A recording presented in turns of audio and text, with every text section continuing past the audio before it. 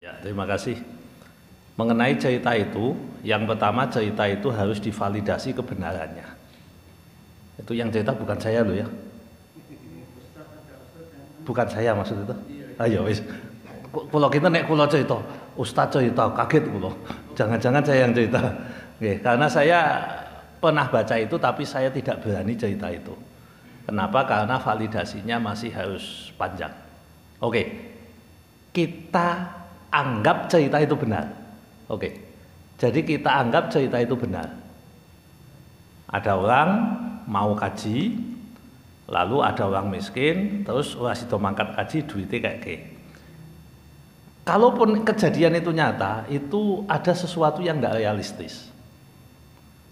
Memang biaya ngasih makan anak yatim itu berapa toh? Sampai 30 juta. Sampai senilai ibadah haji. Kan mestinya tidak sebesar itu kan? Ngasih makan ya cukup, dia 3 hari tidak makan kan? Udah kasih aja makan seminggu. Kasih aja makan seminggu, dia masih bisa haji. Nah, jika benar itu yang terjadi, jika benar, saya menggunakan kata jika benar berulang-ulang ini karena saya ragu terhadap cerita itu. Oke.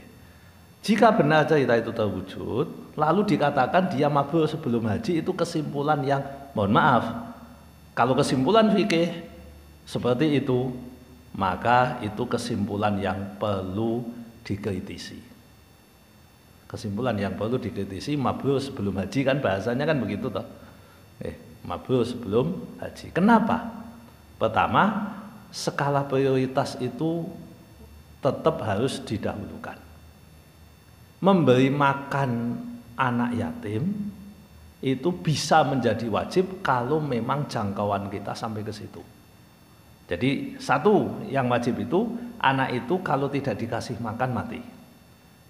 Kemudian tidak ada yang ngasih makan sama sekali kecuali dia. Wong liyane miskin kabeh kejaba dhek. Maka itu akan menjadi wajib bagi dia. Selagi belum terwujud prakondisi begitu, maka sesungguhnya itu tetap ibadah sunnah. Sekali lagi Bapak Ibu, ada orang itu kelaparan di depan Anda, tidak ada yang bisa menolong sama sekali, maka fardu ain bagi panjenengan untuk menolong orang tersebut.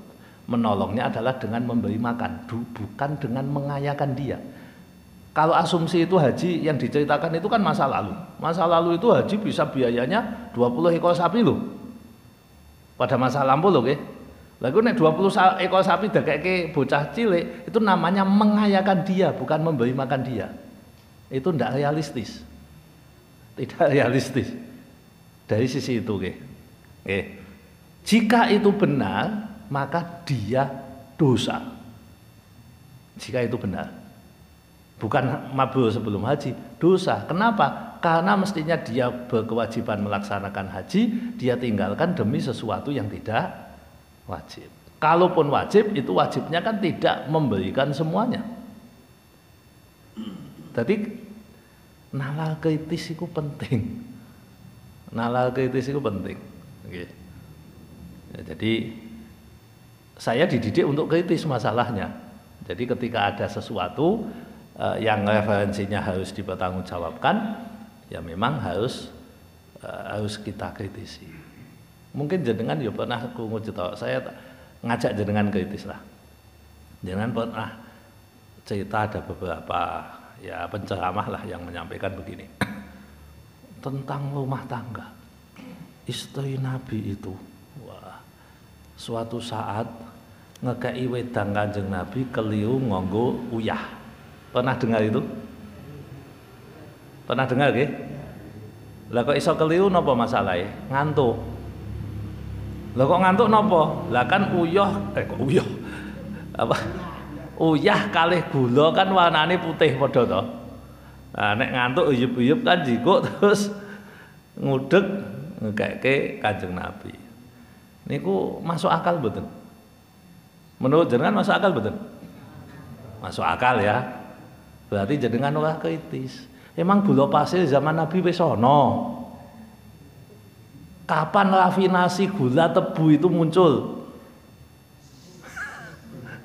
Berarti asumsi ini kan zaman Nabi wis ana gula pasir, wong gula putih. Zaman Nabi ki ana gula Bapak Ibu. Anane madu. Lah kok iso uyah kalau anu berarti kula jenengan kan ora kritis loh. Mantuk-mantuk tok wah. Iya juga. Ya iya. Niki mboten kritis. Nah, yo bukan apa-apa Bapak Ibu. Cerita itu kan tetap kecuali kalau mukjizat ya. Ini kan bukan cerita mukjizat. Nek mukjizat itu tidak harus masuk akal. Tapi nek cerita sing ora mukjizat, ku iya kudune masuk akal. Oke.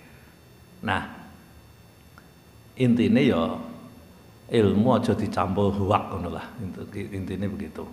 Kita berusaha semaksimal mungkin agar tidak tercampur dengan hal-hal yang hoak. Nah, jadi kembali ke pertanyaan tadi, seandainya itu terjadi, apa iya kita harus kemudian memberikan, atau dalam contoh kasus yang kedua, kita punya uang 30 juta, kita mestinya wajib haji, tapi kita nunggu 10 tahun, 15 tahun, 20 tahun bahkan, lalu kita tahu ada orang miskin, lalu kita kasihkan 1 juta selama 3 tahun. Apakah perilaku kita itu benar? Salah. Salah. Di mana titik salahnya? Dia mengabaikan kewajiban. Faktanya dia mampu, tapi dia melakukan tindakan tertentu yang membuat dia kehilangan kemampuannya. Padahal memberikan donasi itu statusnya paling pol fardu kifayah. Melaksanakan ibadah haji bagi yang mampu itu hukumnya wajib.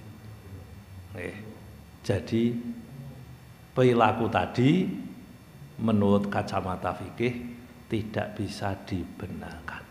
Secara hati mungkin ketoknya wow, nah, kan ya napa ya, kesannya itu menggugah hati kan begitu loh, lebih bernuansa ibadah sosial. Betul, ibadah sosial itu bagus, tapi pembandingnya apa dulu? Nek pembandingnya ibadah wajib betul saged. Wajib harus dilawankan dengan wajib dan dia statusnya harus lebih tinggi. Lah munculnya kekalahan ibadah wajib haji itu kalau darurat. Lah nek wong kuwi meh mati megap-megap nek ora ditulungi nganggo duwite jenengan ra iso, itu baru kondisinya begitu. Berarti darurat. Ngalahke kaji bagus itu, ngalahke kaji dengan itu. Tapi yang cerita pertama tadi kan makan telung dino, mangane sak piyo, entek piyo to Bapak Ibu mangane. Umpamane kasusnya hari ini kita punya makat kaji 35 juta, 40 juta, kanggo mangan nek timane mangan sego kucing 1 juta untuk wakih to ya. Maksudnya 40 dino kan cukup. Karena itu kan bukan makan mewah di restoran bintang 5 kan, tidak begitu. Artinya ya tetap kudu proporsional. Begitu Pak. Jadi mohon maaf kita harus lebih kritis. Jadi nek kula cerita sing langgenah barang jenengan kritis saya nemu. Enggak apa-apa. Jadi kalau saya makanya kula begitu ana cerita ngoten kula deg. Jangan-jangan saya yang cerita ini. Karena saya selama ini tidak cerita itu begitu. Nggih, matur nuwun ngoten.